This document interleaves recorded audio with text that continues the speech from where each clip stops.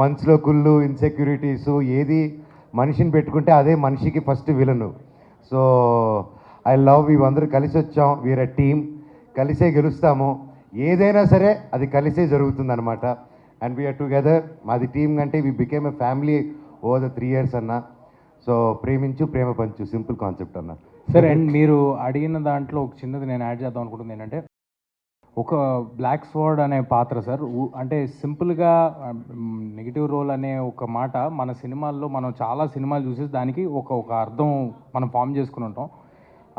అలాంటిది అయ్యి ఉంటే అసలు మేము మనోజ్ గారిని ఫస్ట్ అప్రోచ్ అయ్యి ఉండేవాళ్ళం కాదు. ఆ పాత్రకి చాలా వెల్ రిటర్న్ బ్యాక్ స్టోరీ, దానికి ఒక రీజనింగు, అతనికి ఒక అండర్స్టాండింగు, ఎంతో జీవితంలో చూసిన చాలా ఎక్స్పీరియన్సెస్ ఉండి అండ్ అంత పవర్ తీసుకున్న వ్యక్తిలాగా ఆయన కనిపించాలి.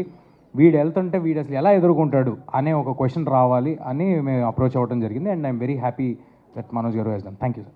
ఎండ్ ఆఫ్ ద ఫిలిం లాస్ట్లో హౌ కార్తిక్ గారు did the twist in the film, అది చూసి అప్పుడు డిసైడ్ అవ్వాలి like what character, how it behave, ఇది తప్ప రైట్ అనేది. So it was very tricky character. And నా లైఫ్లో ఈ క్యారెక్టర్ ఎంజాయ్ చేస్తున్నంత ఏ క్యారెక్టర్ చేయలేదండి. ఏమంటే మీరు గుర్తుపెట్టుకుంటే ఫస్ట్ నుంచి ఐ వాజ్ ఓపెన్ అండి, ఇప్పుడే కాదు. ఫస్ట్ మేజర్ కొలాబరేషన్ మాది వచ్చింది వేదం సినిమాతో వచ్చింది.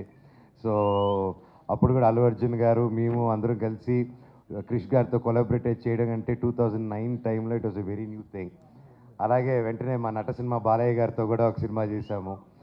అండ్ ఈవెన్ న్యూ డేస్లో ఇప్పుడు కరెంట్లీ డూయింగ్ కొలాబరేటింగ్ ఫిల్మ్స్ ఇలాగున్నది it's a very healthy thing అండి. So I think these days also ఎప్పుడైనా ఇంతమంది ఒక ఇద్దరు హీరోలు ఒక ప్లాట్ఫామ్లో వచ్చి పనిచేయాలంటే ఫస్ట్ ఈగో క్లాషెస్, ఇన్సెక్యూరిటీస్ ఉంటాయండి. సో మాకు అది లేకుండా వీఆర్ గోయింగ్ ముందు కాబట్టి ఇట్స్ హ్యాపెనింగ్.